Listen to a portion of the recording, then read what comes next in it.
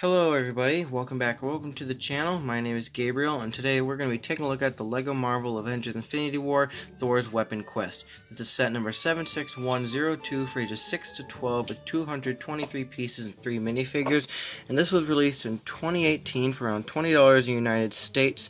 I made a promise I would review this set a long time ago when I reviewed the Thanos Ultimate Battle, because this actually goes with that set. You can attach this to the back of the Guardians ship, and I actually haven't reviewed this set in when I promised it, so I figured now is a good time to do so.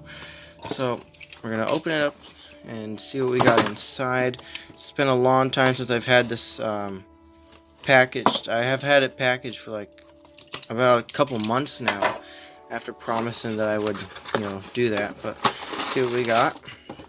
Okay, now this isn't new. I've had this before. We got the instructions here, and we got bag 2 and bag 1 repackaged, in case you couldn't tell.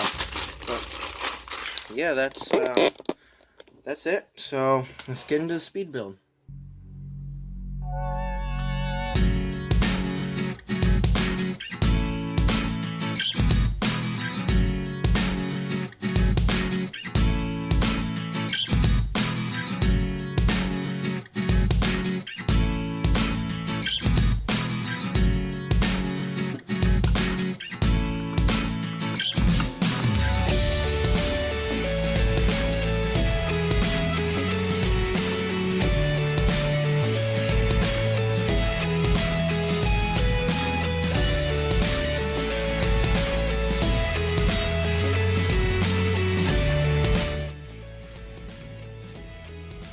I live for the simple things, like how much this is gonna hurt. I am Groot!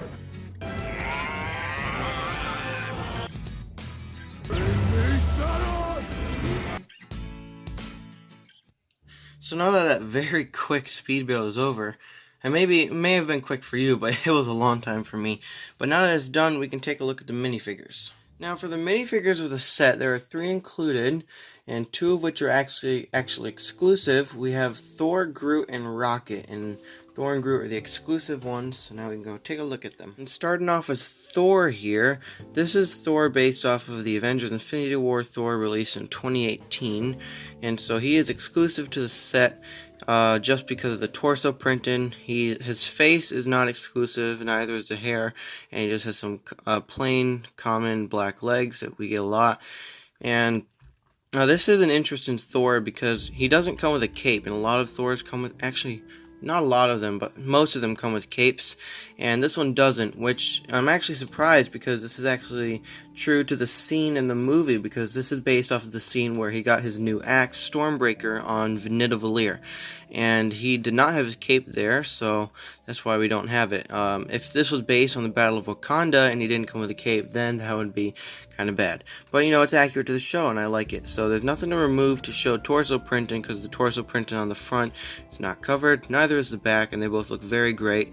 I love the back torso print, it's very detailed. On the front, it looks very Asgardian-like. And his face is the same Thor face that we got in, I think this is actually new for 2018. I'm not entirely sure. Correct me on that if I'm wrong. On this side, we have some lightning coming out of his eyes, and he looks kind of angry. And the other side, we have his common, normal Thor face. And he has that spiky hair and like a dark tan. And he comes with these 2 power burst pieces, which are meant to represent lightning blast, which are pretty nice to get. And he also comes with 2 other lightning blast piece. One is like a little shield, and another one is a small handheld thing. So that's pretty cool. And he also comes with Stormbreaker, which is kind of a disappointing build for Stormbreaker, because in the movie Stormbreaker was actually a bigger axe, but this one is like a very small handheld axe around the same size of his hammer, so that's kind of unfortunate that they didn't make it the proper size.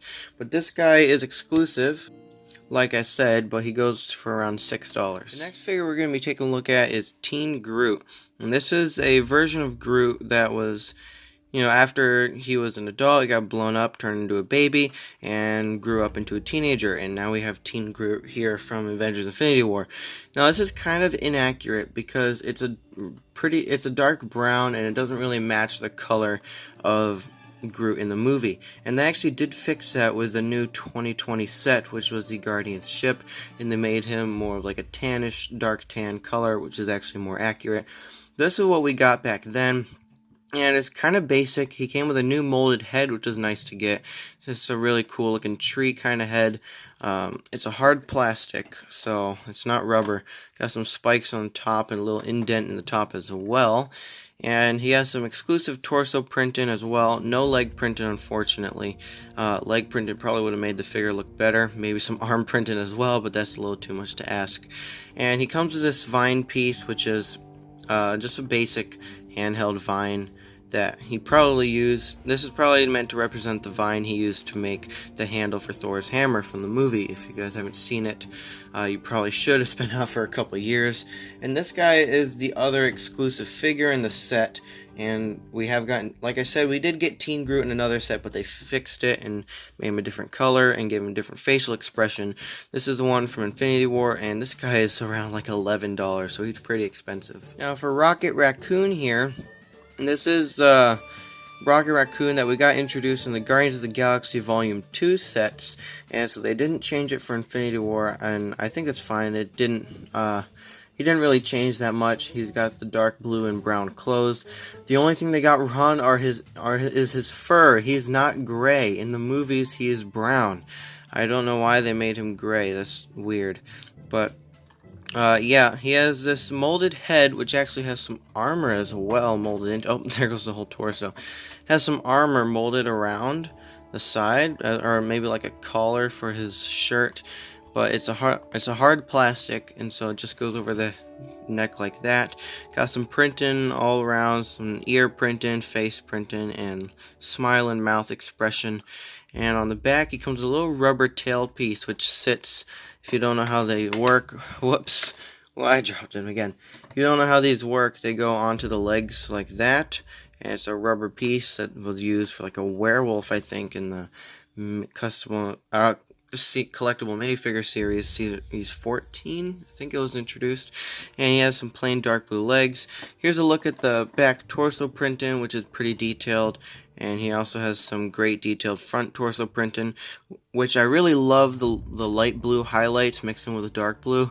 If you guys don't know, I really like dark blue colors with light color, or no, dark colors with light colors put together. It just looks really cool.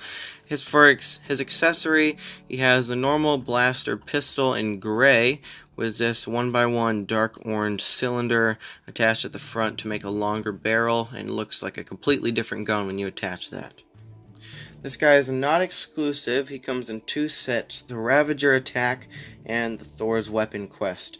The Ravager Attack being from 2017, Thor's Weapon Quest 2018, and this guy goes for around $6. Now for the main build here, this is actually the pod from the Guardians of the Galaxy ship, the Benatar, which disconnects from the movie, or in the movie, it disconnects from the ship, and Rocket, Thor, and Groot all head to Nidavellir to get the axe. And so this is a pretty cool design. I love the bubbly look. It actually kind of matches the design in the movie, which is really nice. And it's got some nice round details all around. Some stickers. There's one there, another one there, another one there, and then two on top, and yeah, I think that's all the stickers. And you can open it up three different ways. You can open up the front hatch to insert Rocket Raccoon. He just stands up. There's no chairs on the inside. I think if they want to do that, they'd have to do like a UCS version or something. And you can also open it from the top here. This just pops off. It's connected by some two studs there. And you can just sit Groot in the middle right there. And you can pop that back on. Actually, I'm not going to right now. And then the back also opens up as well, and you can put Thor in. So you can fit all three minifigures inside, which is really cool. And there's also some two stud shooters up top, which if you don't know how they work, push down the back right here and they shoot. and they just shoot some translucent purple studs, which are nice to get. We don't get a lot of those. And then we also have some translucent purple bumpers on the bottom, and another one up here, and then some translucent purple cheese slopes, as well as some red and green pieces. So there's lots of color all around. And a cool feature about this is, if you didn't notice, there's some axles here, and if you want to know where these go to, I can show you right now. This thing can actually attach to the Guardians of the Galaxy ship, which is also released in the same year. And so what you do is you can turn this around and you lift up these flaps here. You lift up these two flaps as well, and you make sure these connect with those holes on the bottom there, and the roof can slide in right there. And you just slide it in, and then you push these down and they lock onto there. You push those down, and now you have a complete ship, and that is really cool. I love the way that looks. I'll put a link for this review in the card system up top. Up there, you can check it out. And this makes the ship look a lot more complete, and I actually like displaying it like this rather than without the pod.